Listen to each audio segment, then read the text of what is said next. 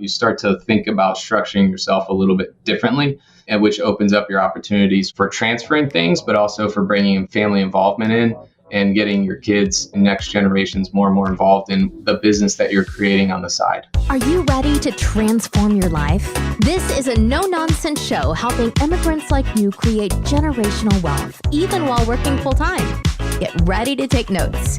Here's your host, Saket Jain. Welcome back, Migrate to Wealth listeners. Today, we're going to be talking to somebody who's closely associated with folks with a lot of money. Being part of several family offices, he right now works with individuals over $20 million net worth and trying to help them prepare for the wealth transfer, right? It could be businessmen, it could be businesswomen, I should say business person. It could be folks who have made money outside of businesses, but they're looking for the next stage of their life. If they built the wealth, now they want to plan for transferring it, right? So I know some of my audience, Stephen, is going to be on a different end of the spectrum. They are in the growth phase right now where they're growing their capital. But I think what I thought was to bring you on is going to be a great perspective of what to look forward to, right? Kind of like what can they take care of? How can they plan better now? Because eventually I want everyone to be in a wealth transfer mode, right? Because you have enough wealth, you have a lot of money, you have a lot of material success, as well as other dimensions. Now you're looking at, okay, what can I do better to efficiently transfer to the next generation? So this will be great. Hey, thank you, Stephen, for joining us. Appreciate it, buddy. Thank you for having me on.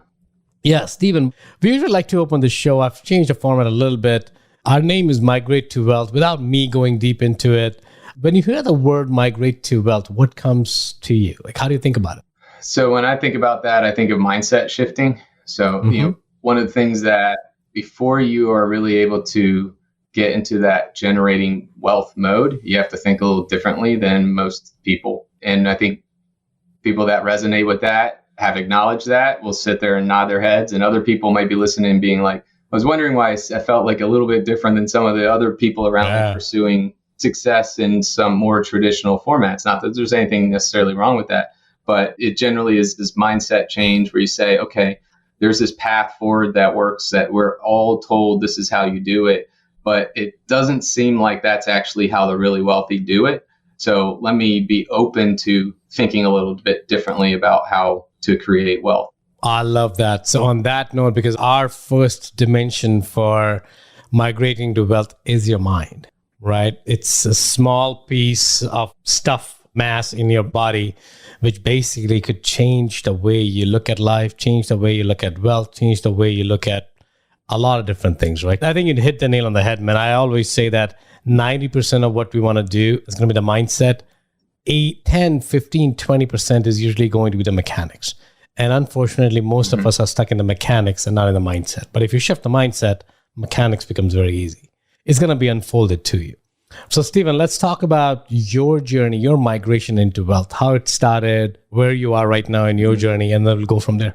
Yeah, certainly. So one of the things that I was sharing with you earlier about my background, I spent the last 8 years working inside of a family office advisory group that was owned by a family office. And one of the things I learned, several things, but for the most applicable for this conversation was our whole job was to take best practices from the biggest family offices and apply them to wealthy individuals that don't necessarily need a family office, but can benefit from best practices, or family office light, small family offices. So like bringing that down and applying that. And the reason why is there's a lot of very wealthy families that are underserved in that space because they choose to build their wealth in businesses and real estate.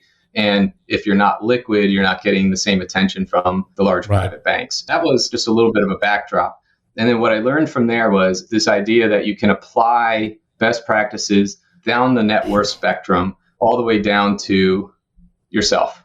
And a couple of the things that I learned from that. So one of the things that was really nice is sitting in that position, working with wealthy families, is I constantly saw balance sheets.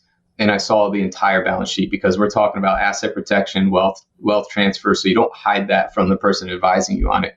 And after a little while, I started to see some trends. The biggest trend that was kind of my aha moment was these wealthy families that are growing. Sometimes I'd see 2 or 3 years of their growth on their balance sheet, significant, 20+% per year, which is not what you're hearing out there in general. But that's because these families were invested in businesses and real estate. And I saw that their liquidity, anything that was in securities and so on and so forth, was usually from a liquidity event, or was their liquidity that came out of those and was going to get redeployed. But I started to notice that. So that was one of the things that I said, okay, there's something here. How do I apply that down to me, who is not a client of the firm, but is somebody who has that mindset shift and is building and, is highly compensated, but not an owner of a business. So there's a couple of things. One was I looked at buying a business, and I had an opportunity come across my desk, pursued that opportunity. It did not work out. COVID hit, and the business, that opportunity dwindled, but it got me in that mode of I've got to own something here. But then real estate, 5 years ago, started investing in real estate and kind of ticking that bucket, if you will, at that time as well. And then I started to learn about other ways. Like, I'm seeing balance sheets all the time, and I see GP, LP interest. We're helping people shift interest all the time and taking discounts on LP interest and moving it to trust, and seeing all of this cash flow generated from on their tax returns, seeing all this cash flow generated on LPs. I mean, I have clients where it's like, you would say, this is who they are. They own this business. But then when I see their tax returns and balance sheet, I know that they're actually an LP in a dozen other businesses sometimes. Yeah. So it started to see that. And then I had a client, GP, in a really big fund. And that's when I learned about credit investors and getting into syndications, and that being a way to participate. It was a lot of work to due diligence a business that I didn't end up buying. And I'm over here saying, wow, somebody already did all that work, and I can just due diligence the underwriter of that and participate in a few different businesses. For that was another piece where I said, okay, I like that. I can still build my business. So I started my own firm a year ago and build that out while being diversified by being an owner into these other projects too. I love that story, Sion. And my listener base is predominantly first and second generation immigrants, right? And I think there is a great work ethic there that they want to work hard, but it also works against them. And me being one of them, I migrated here about 23 years ago now. Actually, you know what? It's kind of funny. May 24th, we were recording it on May 23rd. May 24th, 2000 is when I came here. It's kind of funny. Almost 23 years. Well, yeah, it's kind of insane. Awesome. So what happens with that is we know how to make money by working hard. And one of the theme that you were talking about is with these wealthy individuals, this is what I love having you on the show right now, is these wealthy individuals, they may have their active income stream as well. It could be business, it could be income, it could be their salary, whatever it may be. But where bulk of their money is coming from is through the passive investments, where they're leveraging other people's time, money, effort. They have access to the capital that they're bringing in, and they deploy that without worrying about what is a GP share, how much are they making, can I make more money being a GP? Because a lot of folks, I see that as a constant theme, hey, how can I become a GP? Well, you can become a GP. Becoming a GP is not hard. Doing the work once you become a GP is very hard, right? Kind of like, yeah, you can spend $8,000, $15,000 to start a fund, but what are you going to buy in that fund, right? And then can you really put somebody else's money at hard and money at risk by starting a fund that you really don't know how to run, but yes, you think you can run? There's a huge difference between that. So to bridge the gap between thinking you can run and ability to run is what a syndication can offer. And it could be syndication in multiple things. It could be, like we were talking about a venture capital fund that I have. We were talking about the apartment syndications, the car wash deals. There's so many ways for you to start becoming a part owner in businesses, in real estate, in crypto. Pick an asset class. There's probably somebody knows how to do it better than you or me. And that's really what we need to figure out, is how to leverage our time and resources to exponentially grow our money while doing something that you're best at, right? Everyone's got a skill.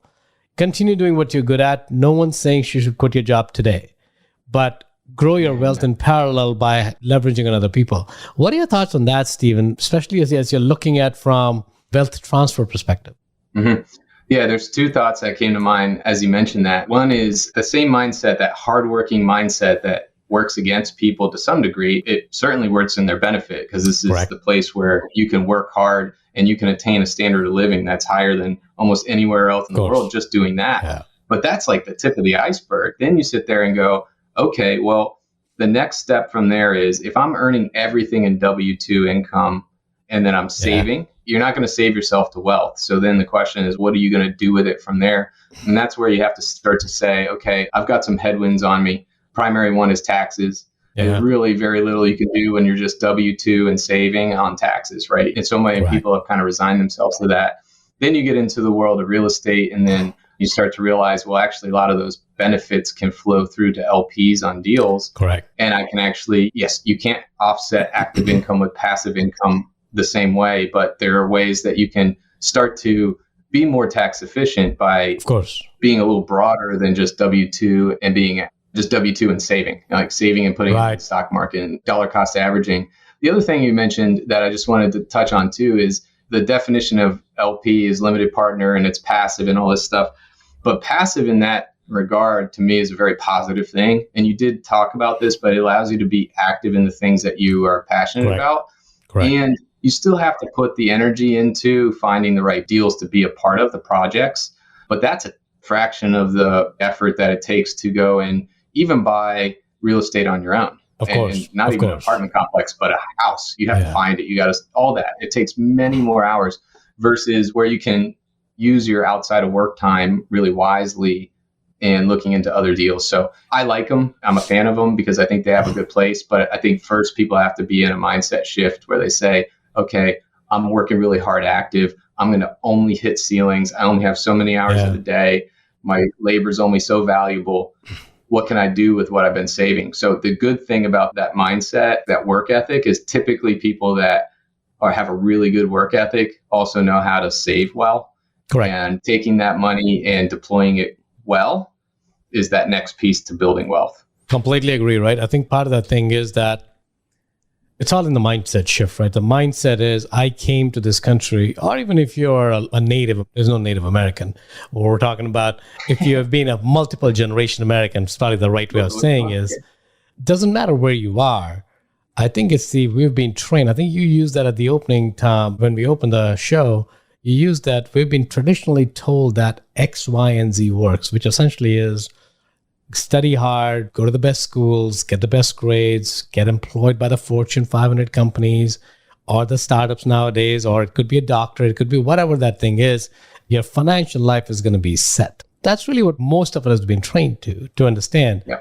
I think there's probably a contextual switch there, which is important. And I figured it out through my own hard work, is that if being wealthy means here, and your starting is here, yes, the job and everything else can get you here faster. Mm-hmm. But this gap is the hardest gap to fill with education and job. The last gap is going to be very hard for you to adjust that skill.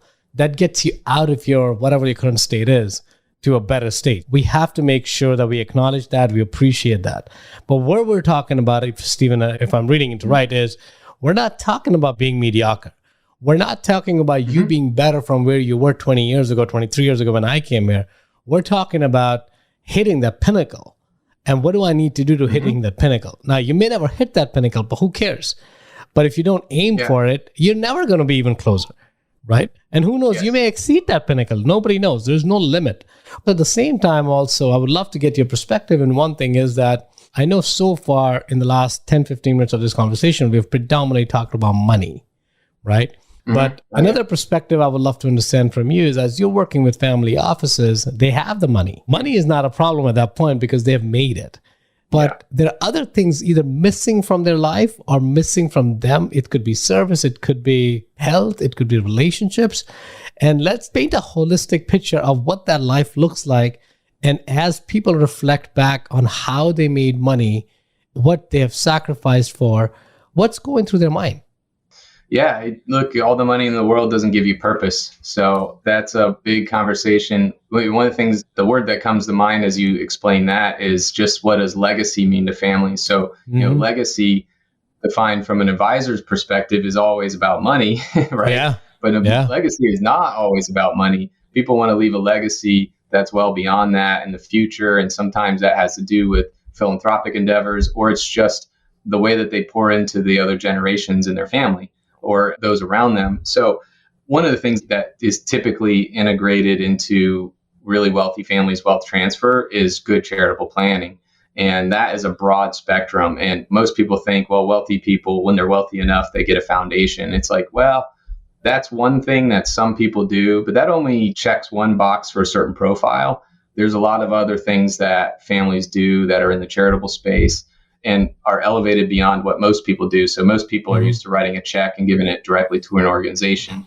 And then there's having a family foundation over here. There's a lot in between there that gets integrated in, and where a family resides on the spectrum of wanting to be actively involved versus passively during lifetime versus testamentary, having an impact versus the subsequent tax benefits. So like it can be on a little bit of a spectrum there. All of that plays into charitable planning. How do they organize their families, right? Kind of like one of the things that you talked about is the impact is definitely charities, contributions, but also what kind of family values, right?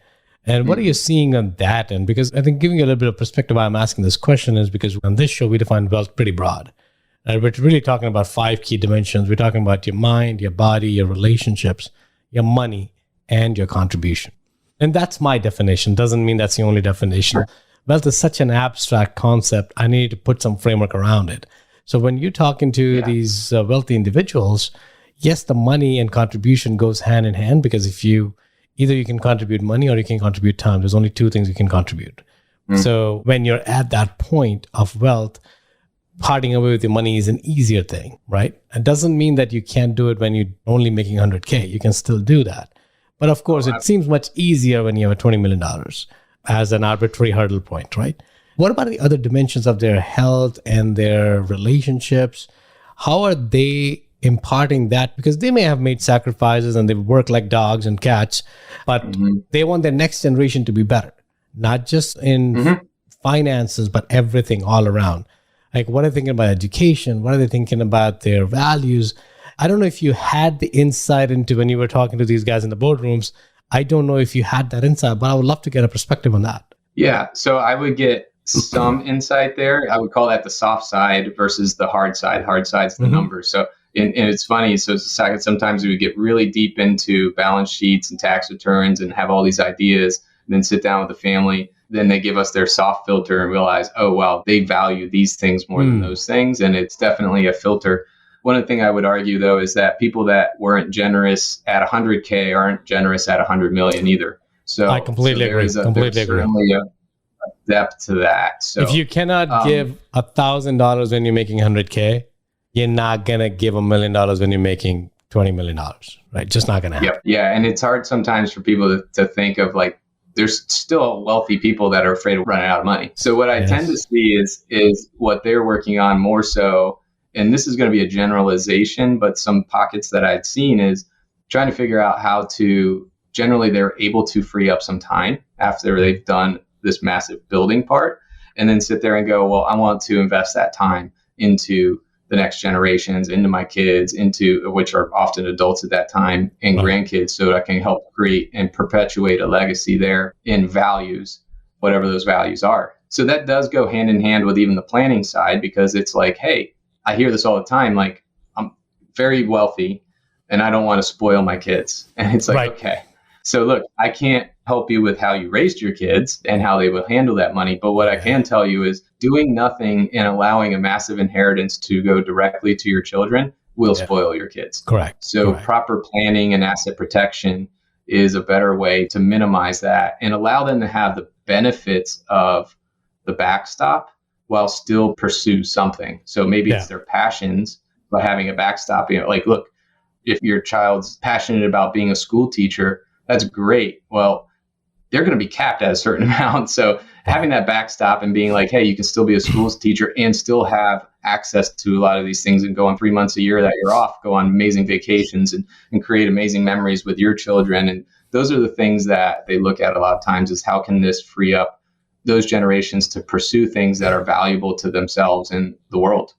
It's kind of insightful. Thanks for sharing these things, Stephen. It's very insightful, because it's kind of like everyone has a perspective of how wealthy people live. When I say wealthy in that terms, I mean finances, that they have money. Sure. But it's good to see your perspective, because you're actually seeing them struggle in something. They're coming to you because they need some advice, right? And it gives an insight into that. So, Stephen, of course, you were talking about the network effect, right? The $100 million family offices to $20 million to 100K. Help us distill some of these key thoughts and key insights. And if you have a framework, would love to use that as a reference point of kind of like when my audience and I and other people around me are looking to figure out, organize their life in a way that they don't have to do a lot of thinking, 15, 10, 5, how many hours is it going to take them to build that wealth? What are those key pillars that they have to start thinking about, and how can they think about it? Yeah, so something to start thinking about, particularly as you look into breaking that paradigm of just earning and saving, is as you start to get into different, I'm going to call them, I don't really like the term alternative investments, but that's kind of the term that everybody gives it. But as you start to look at these true investment opportunities that exist outside of that other paradigm, you'll want to start to think about, how am I structured as a family, as a person, and start to structure yourself a little bit more like a business. So at some point, you're going to have to sit there and go, okay, should I be owning some of this stuff in an LLC? Should it have a holding company? Should I be an S corp? Like some of those things you need to, that comes along with it. You don't have to worry about that when you're just working and saving. Right. Like, there's no need. But as you start to look into these things, then once you do that and you start to take a look broader, okay, I'm building something, my kids are getting involved. Now I've got a structure where I can actually get them involved, and I have a structure that I can use for transferring it to them. So I can transfer value without control. And there's a lot there that comes with as it continues to grow, and a lot really handy when it comes to planning for estate taxes, having structure in place where you can actually move value without control at the same time. Right. Yeah. So if you think even about the GPLP world, as a GP, there's a certain value to shares, and LP, there's a certain value of shares, but they have no control. So it's possible to move LP outside of estates at discounts, and that's getting a little bit granular, but that's kind of what I'm talking about. You start to think about structuring yourself a little bit differently, and which opens up your opportunities for transferring things, but also for bringing family involvement in and getting your kids and next generations more and more involved in the business that you're creating on the side. Yeah. So I think if I'm putting words in your mouth, you're basically looking at investment as a business, right? As an investment, as completely passive. We're looking at investment becomes your professional business, where if you didn't have any other business to start, which is perfectly fine, there's nothing wrong. What you're looking at is how can you organize your life around these passive investments you have, but run it like a proper business. Is that what we're saying? Yeah, it is what we're saying, because I think the ultimate goal, Saket, is how do you get to a point where you are only doing the work that's the most interesting to you? So what I mean by that is maybe what's most interesting to you is your day job. Maybe you love being an engineer, a doctor, whatever, but you're still not doing that on your terms. So as you start to build something else out there and you're reinvesting in it, ultimately, at some point, it's going to be creating a passive income that will free you up to do business on your terms. And that is the replacement for retirement out there. Like, who needs to retire if you can just do all the things that you want to do that are interesting and not have to worry about income? So you got to set yourself up for that and then put yourself in that position. Again, maybe you love doing what you're doing, but I bet if you could do it on your terms, it would look a little different. Yeah. And you could say no to certain things and not have to worry about that. Completely. And be like, no, I want to teach this grade, not that grade. So I'm going to go here, even if I give up pension or do this or seniority or whatever. Like that, just as an example, that gives you the freedom and power to do those types of things. It becomes an FU money, man. I think the technical term. Yeah. Basically, it doesn't take that much. It just is passive. Once you're passively producing, you can start to do that at a relatively low amount. You don't need $100 million to do it. Stephen, what's preventing people from doing that? So let's do a thought experiment, right? What you're saying, what I'm saying, what MC's saying, what so many other folks are saying, it's the same message that we've been pounding the pavement for a long time. I've been doing this for the last 5 years. My podcast is new, but I've been proponent of stop looking at net worth, looking at passive income exceeding your expenses. There's only two factors in there. Either you increase your passive income or you reduce your expenses. And to your point, after a certain point, you can't reduce expenses. You cannot zero them out. No. We need to buy food. We need to buy clothes. We need to buy gas, whatever. You cannot reduce. So there's only to a certain point. But the upper limit on income is infinite. You can make as much as you potentially can, right? So what's preventing people from looking at that perspective? Is it how they were raised? Is it the people around them? They're not just seeing it. Is it risk aversion? What is that? It's all of the above. So I definitely, and this is not a disrespect to our other generations, but it's certainly how we're raised. It's this idea that here's the comfortable way, here's the safe way to do things. And one thing that we know just by looking backwards is that changes over the generations. Like you used to be able to work somewhere for 20 years and retire with a pension. 20 years is unbelievable. I mean, I would be retired already. Like that hasn't existed now in our world for 40 years. So that next generation that was raised by that generation is, I'll just take a career and I'll retire. And pensions were replaced with 401ks along the way and so on and so forth. Now the next generation sitting there going, that doesn't work. But you have resistance, right? Because your parents, what's best for you. So they want you to do things that are safe and will get you there. But what got them there won't get you there. So that's a big hindrance is really good parents that don't quite realize that what got them where they went to isn't going to work with the kids. And so they put resistance on the kids to sit there and go, no, that's risky. This is risky. Doing nothing is risky. So that's definitely one. And then the people you're around. I mean, you mentioned that. And so that's why I'm going to reiterate that that's a big thing. Like if you're around people that say, no, this is how you do things, what you're talking about is risky, you sound greedy or you sound this or you sound that, and they're not your cheerleaders, then for certain personalities, that will completely demoralize you. You'd be like, yeah, you're right. I should just shut up and do this. It's kind of interesting, Stephen. That reminds me of a conversation I was having with one of my friends. This is about 5 or 7 years ago. We were having beers in their backyard. And I just randomly had a thought. I'm like, you know what? I'm going to raise capital for syndications. I know I'm going to buy apartment buildings. That was the whole thought that came across. This is 5-7 years ago. And he's like, how are you going to buy that? I'm like, I'm just going to raise money. I think it should be that hard. And he asked me that question. He's like, who's going to give it to you? I'm like, I have no idea. Yeah. Right. Now, I had two choices at that moment, which is everyone has it, not just me. I have two choices. One is to say, no, this person, whatever Stephen is saying makes sense. Who am I to raise capital to buy something and ask money from somebody and they're going to give it to me? The other path is I'm going to prove that person that I can do it. Right. I may die trying it. I may not be able to raise $0, but I'm not going to take that as a acceptance. I'm not going to accept defeat. I'm going to try that. And I think I have a feeling, and I'm putting words in your mouth again, I think it's going to be more around most people are picking the path that, no, that person, what Stephen said was what makes actually sense, because you're right. I've never bought an apartment building. Yes, you're right. I have never raised capital. Like market, I don't understand the markets. I don't understand any of that stuff. So you know what? 9-to-5 job is perfect. I'm going to get paid. I'm going to look back. And 10 years from today, from that day, I'm going to still thinking I made the best decision by not investing in an apartment, while somebody else, and fast forward now, we've raised $35 million right now. I'm managing a portfolio of $200 million portfolio. I'm like, it wouldn't have happened, right? I always go back to these moments. I'm like, why did I pick the other path? Because the traditional path was available. Yeah. Of course, I don't have an answer. If I heard an answer, that'd be great to share with my listeners. That's why I keep asking other folks. I'm like, what? I'm sure there was a fork in the road for you at some point, and there was an easy path, and then there was a path which was not that straightforward, and you ended up picking the path which was probably not that straightforward. So do you have any moment in your life that you can reflect on, Stephen? And I don't know, you may have an answer that I don't.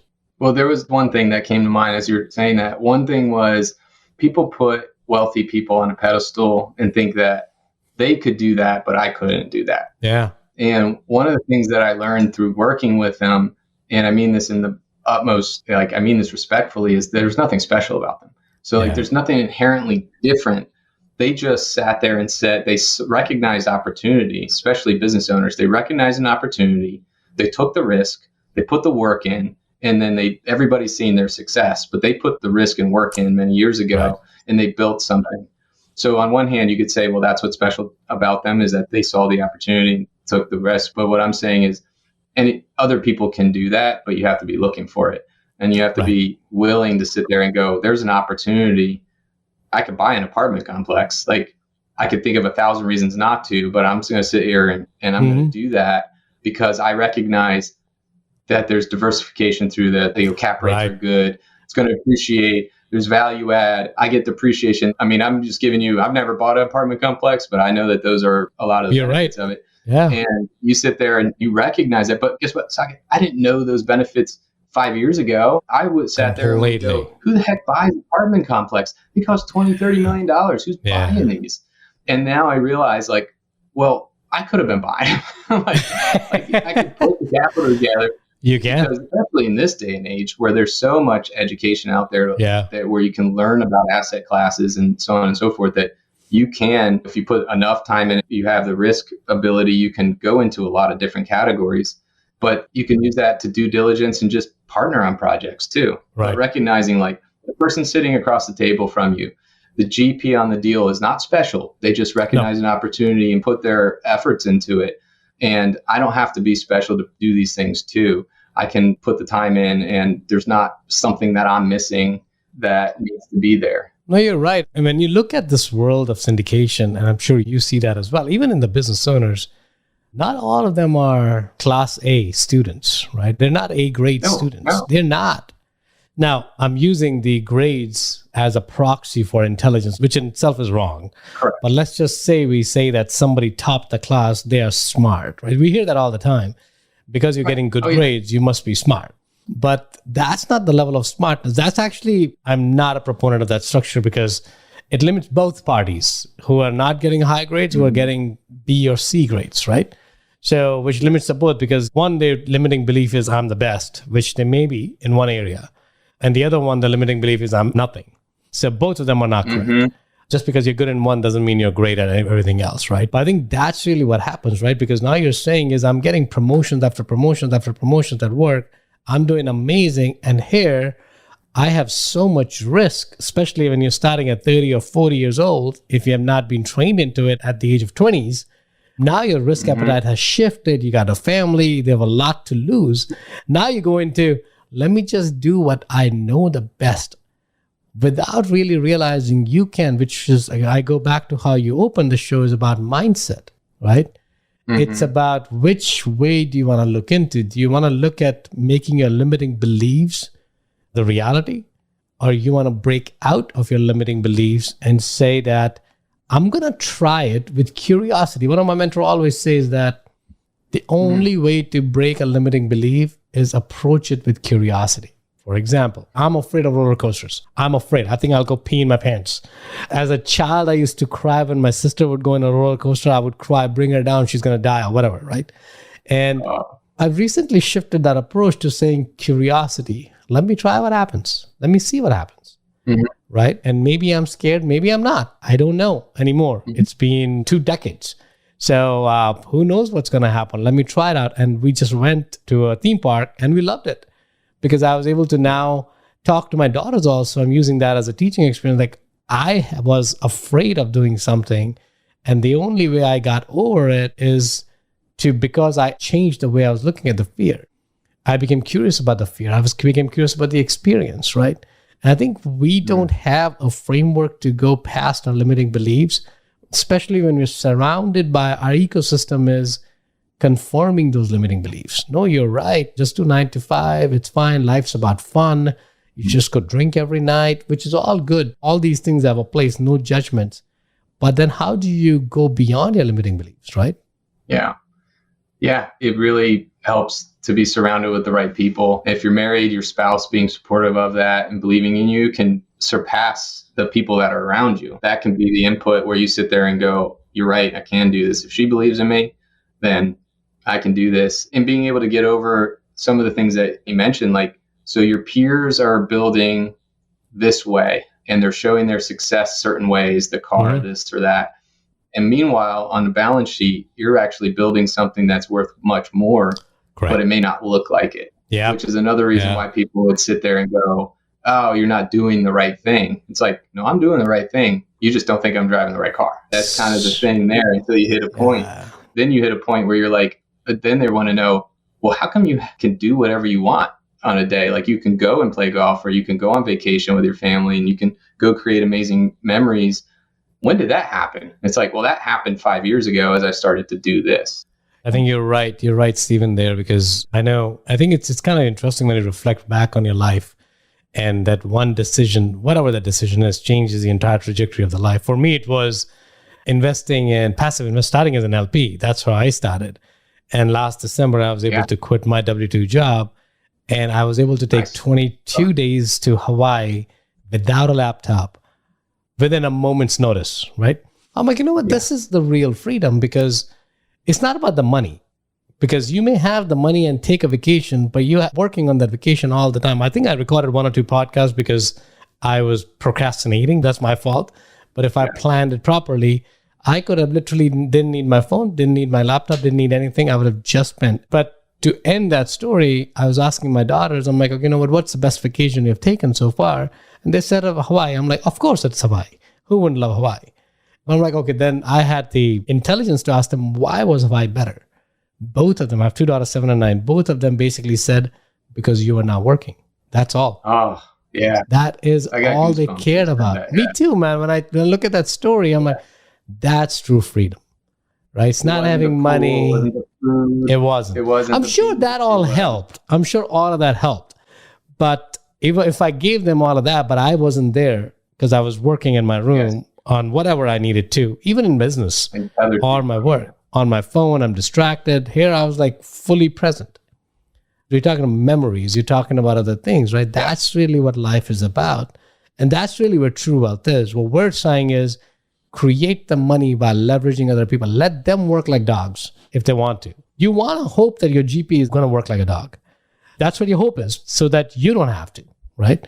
And that's their choice. Once you pick a path of becoming a general partner, you can't complain I have a lot of work. That's a path you picked. See it, period, right? Yeah. But you as a limited partner can enjoy the freedom. You have no reason to feel like you have to work a lot. You just have to make the right decisions on which deal do you want to get into. Yeah, and your work looks different too. That's just what I've learned. Like, I know people that spend intentional hour, 2 hour a day reading and thinking. Yeah. Because that's part of how they figure out what's the next thing I want to do? What's the next project I want to be a part of? What's the next product I want to build for my business? And not a lot of people spend intentional time reading and thinking every day as a matter of, but that's part of it, is like just really taking that, having that freedom. They part of strategic coach, and they talk about having freedom of time, money, purpose, and relationships. All of that's important. Correct. And they all work together. If you have a whole lot of one and not the others, then you have an imbalance. I love that. Let's repeat that. 4 freedoms: time, money, purpose, and relationship. Purpose and relationships. That's such a powerful concept. Your example, you gave a good example with your vacation, right? That was freedom of time and money, relationships, and it fulfills that purpose of just creating amazing memories with your daughters, right? Like they're going to remember that.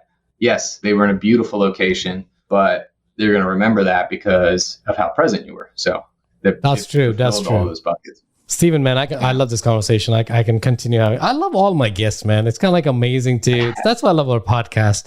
As a parting comment, we're coming towards the end of our show.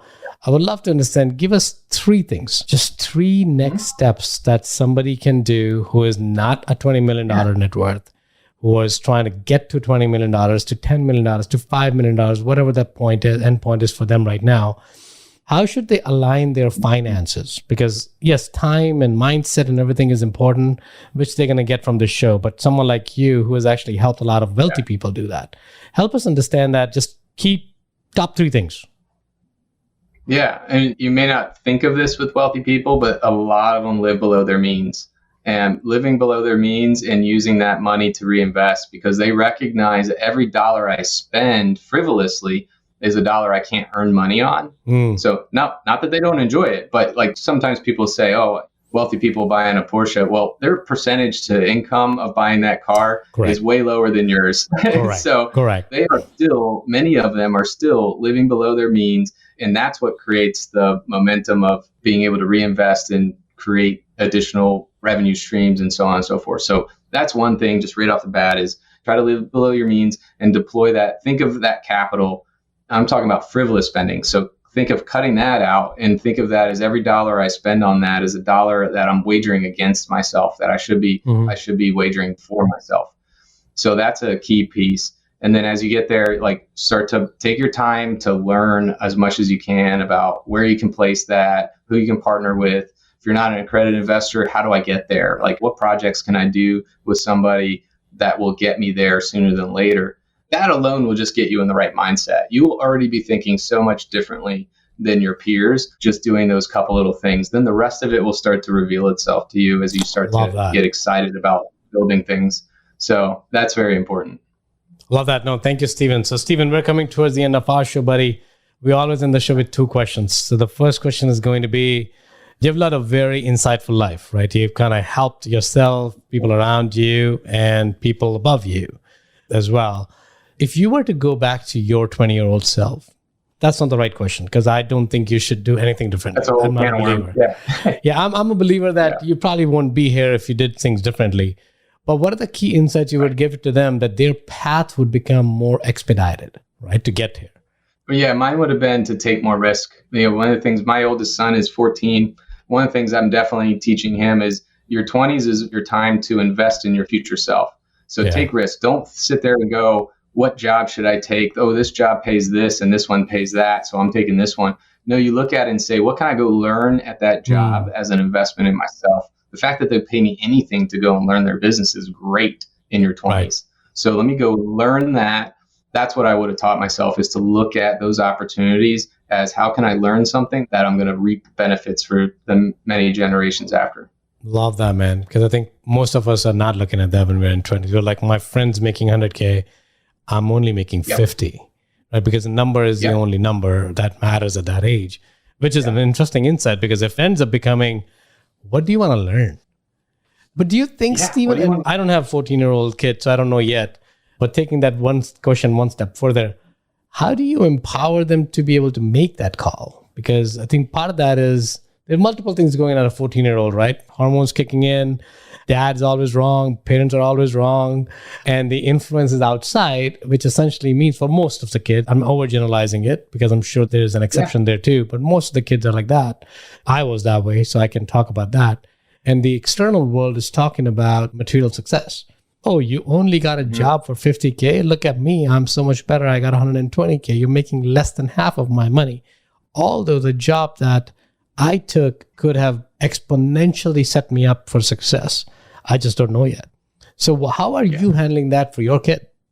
Yeah. So I talk very candidly with them about these things. We actually listen to podcasts together, and I just find that car time together is the best. Like car time where you can talk about a lot of different things and they can't get away from you, right? Yeah, so that's true. I'm talking very openly about it and just saying, like, here's some of the things. So one of the things I'm proud of is my oldest is doing a project right now where he has to pick a future job and do a project around it. And he picked entrepreneur. And he did that specifically because he's like, because I own a business. And then he's like, well, what do you call that? And I was like, well, I'm an entrepreneur. I own a business, right? And I have to do all these other things. To me, that was some indication that he likes what he sees and hears. Right. He likes my availability. He likes some of these things about it. So some of it's getting through to him. And we talk about things like I'm talking about with you right now. I'm talking about like, hey, you may not go to college, but you might. I was like, and if you do this, I'm going to be supporting different paths based on your unique abilities. And if your unique ability is best supported going higher ed, then great. And if it's not, we're going to talk about that too. And I'll be able to support that. Like, it would be amazing to me if my boys worked with me someday, but I'm not going to force them there. But if their path takes them there, I've got 3 boys, and having them in the business would be amazing someday. But they have to take that path. They have to have the right mindset. They have to go and learn from somebody else first and bring that back and have us continue to build out a multi-generational business. Awesome. Last question. I think you may have thought about it to some degree is, where should humanity as a whole migrate towards? Where should humanity as a whole migrate towards? That's a big question. It is. Let me think about that. So, I mean, as a whole, where I think our culture here in North America, it would benefit from migrating towards being less individualistic and more about our tribes, our groups, and how we can all work together. So, I mean, one of the things that partnering in business helps you realize is that sometimes on certain projects, 2 partners are better than 1. And a bunch of people together. So that mindset of saying not everything has to be on my shoulders. We can work on some things together and bring our strengths and weaknesses to complement each other. So that's probably humanity could work better in that direction. Oh my God. I love that answer. Work together and have some grace with each other. Yeah. And there's power in diversity, right?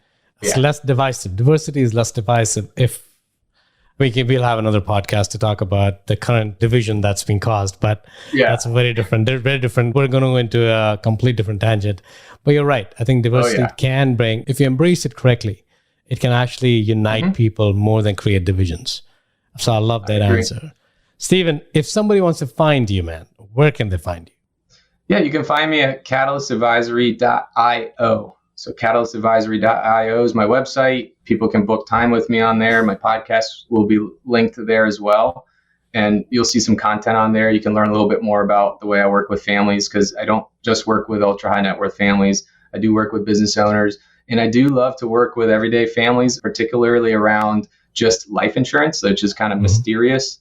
So there's a whole world there where you don't have to be worth $20 million for us to have a good conversation about that topic. Awesome. Well, Steven, thank you again for your time. I was just looking at the time. I'm like, I don't know where 50 minutes went. This was an amazing conversation. So thank you again for taking the time and adding value to our listeners. Thanks for having me on. If you got value from this episode, you might consider sharing this content with a friend. But most importantly, be sure to take action on what you've learned. One way you can take the next step is to connect directly with Socket on an investor call. That link is waiting for you in the show notes below. The content of this podcast is for informational purposes only. Please consult your own advisors when making any investment decisions.